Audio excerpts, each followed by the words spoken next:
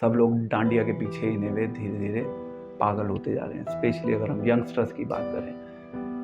Unfortunate है, बहुत even at the government level in चीज़ों को बहुत ज़्यादा प्रमोट भी किया जा रहा है, इसका कोई ट्रेडिशनल ओरिजिन भी है, तो बहुत से लोग बहुत कुछ करते हैं, बट अनफॉर्चुनेटली केवल आज की सोसाइटी में क्या बचा है, केवल फॉर्म बची है, सब्सटेंस उड़ गया। अब वो फॉर्म और सब्सटेंस क्या है वो मैं बाद में बताऊंगा, पहले मैं बात करूंगा ट्रेडिशन की। ट्रेडिशन क्या है? ट्रेडिशन ये है कि जो डांडिया है वो बेसिकली ओरिजिनली जो हमारे वैदिक इंडियन कल्चर का जो एक गरबा डांस है उससे काइंड ऑफ ओरिजिनेटेड है, और वो जो कल्चर था पुराना जिसमें लोग इस तरीके से ट्रेडिशनली डांस वगैरह करते थे, उसके दो रेफरेंसेस हैं। एक तो नवरात्रों के दौरान जो माँ दुर्गा हैं, माँ दुर्गा ने महिषासुर को मारा था, और महिषासुर को मारने के लिए उन्होंने इट वाज ए फाइट जो 9 दिन तक चली थी। 9 दिन तक वो फाइट चली थी, और ये जो 2 डंडे हैं, वो जो 2 डंडे हैं वो रिप्रेजेंट करते हैं कि दुर्गा माँ के औजार, हथियार, एक तलवार, जिससे वो बेसिकली महिषासुर के साथ फाइट कर रही थी। तो वो कॉन्स्टेंटली चल रहा था, और वो जो एक्शन है इन्हें वे जो डांडिया में जो काइंड ऑफ जो प्ले हो रहा है या वो जो डांस हो रहा है traditional, it's an action representing कि वहाँ पे अल्टीमेटली जो दुर्गा माँ हैं वो मार रही हैं महिषासुर को, यानी कि वो लड़ाई चल रही है। That's one traditional understanding. दूसरी ट्रेडिशनल अंडरस्टैंडिंग क्या है कि डांडिया मीन्स, अगेन हम बात करते हैं भगवान कृष्ण की रासलीला की। भगवान कृष्ण ने गोपियों के साथ रासलीला की, और यस, कृष्ण ने जब गोपियों के साथ रासलीला की थी तो कृष्ण ने अपना एक्सपेंशन भी कर लिया था। कृष्ण ऐसा नहीं था कि एक थे, जितनी गोपियां थी उतने कृष्ण थे, तो Krishna was in A way playing. तो डांस क्या है? Dance is a manifestation of play between the gopis and Krishna. वो खेल रहे हैं, वो लीला कर रहे हैं। अब आज सोसाइटी में क्या हो रहा है? आज सोसाइटी में भी लोग काइंड ऑफ सो कॉल्ड गोपियां बन गई, सो काइंड गोपास बन गए, काइंड ऑफ कृष्ण बन गए, एंड देन उन्होंने खेलना शुरू कर दिया। किसके साथ? डंडों के साथ। अब वो डंडों के साथ खेल तो रहे हैं, दुर्गा माँ पिक्चर से उड़ी हुई हैं, पहली बात। कृष्ण एंड गोपीज पिक्चर से उड़ी हुई हैं, दूसरी बात। तीसरी बात यह है कि जो भगवान कृष्ण कर रहे हैं या दुर्गा देवी कर रही हैं अपनी लाइफ से, हम उन चीज़ों को प्रैक्टिकली इमिटेट नहीं कर सकते। हमारे पास कोई राइट नहीं है उन चीज़ों को करने का। They are very empowered personalities, powerful personality है, चाहे वो दुर्गा माँ है चाहे वो कृष्णा है।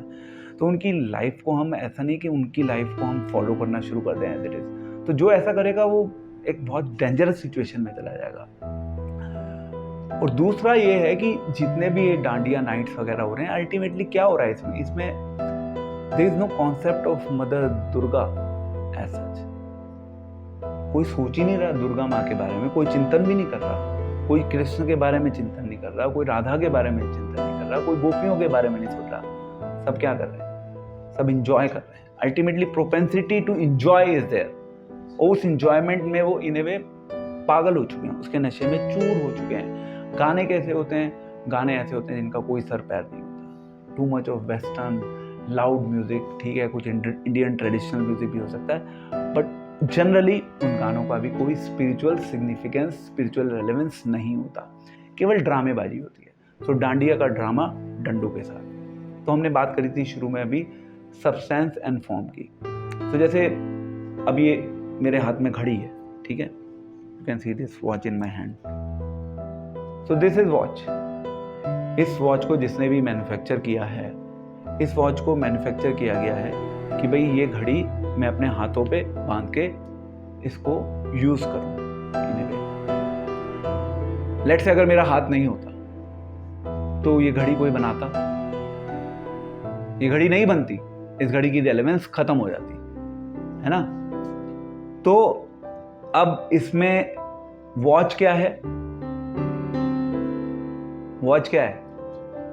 Watch is an object in the form. वो फॉर्म हो गई जिसको हम यूज कर सकते हैं। एंड हाथ क्या है? सब्सटेंस। हाथ है तो ये वाली वॉच है, नहीं तो कोई रेलेवेंस नहीं है इस वॉच का। जैसे पानी एंड ग्लास, पानी पीना है तो इसलिए ग्लास का प्रोविजन है हमारे इसमें, बट अगर पानी नहीं होगा या कोई ड्रिंकेबल आइटम नहीं होगी तो ग्लास की रेलेवेंस खत्म होगी। कोई ऐसे कोई शो पीस के रूप में थोड़ा ना रखते हैं ग्लास लाके, उससे पानी पीते हैं, ड्रिंकेबल आइटम को हम कंज्यूम करते हैं। That's a concept. तो वाटर इज अ सब्सटेंस, अगर पानी नहीं होगा तो ग्लास की कोई रेलेवेंस नहीं है। ग्लास इज ए फॉर्म जिसके थ्रू हमें एक मतलब फैसिलिटी मिल रही है पानी को पीने की। तो आज के समय में क्या हो रहा है, नवरात्रे हो गए, दुर्गा पूजा हो गई, या अपना डांडिया हो गया, या कल को भगवान राम का जन्म भी होगा, भगवान राम की दीपावली भी होगी। ये सब क्या हो रहा है, ये सब केवल एक फॉर्म बन के रह गया। सब्सटेंस उड़ गई, दुर्गा माँ उड़ गई, महिषासुर को मारने के बाद दुर्गा माँ उड़ गई। एंड केवल बात किस चीज के ऊपर हो रही है आज के समय में, केवल बात हो रही है ड्रामे की। किसका, डांडिया का, डंडों के साथ। दिस इज अनफॉर्चुनेट, गलत है। हम अपन जो हमारी वैदिक साइंस है, वैदिक नॉलेज है, वैदिक कल्चर है, हम अपने ही वैदिक कल्चर का खुद ड्रामा बनाने में लगे हुए हैं। Nobody is there to even think about it. अपना ब्रेन भी नहीं लगा रहा कोई ये सोच भी नहीं रहा इसकी हिस्ट्री क्या है, क्यों ये सेलिब्रेट किया जाता है, अल्टीमेटली हम इससे क्या सीख सकते हैं।